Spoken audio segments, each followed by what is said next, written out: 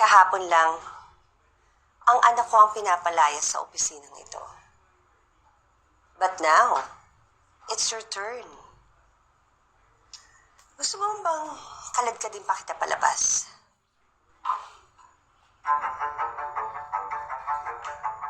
Elizabeth, naagaw mo man ang posisyon ko ngayon. Hindi mo maaagaw ang katotohanan na ako ang huling minahal at pinakasalan ni Ramon.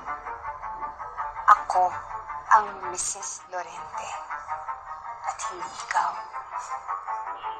Stop the act, Via. You never loved my husband.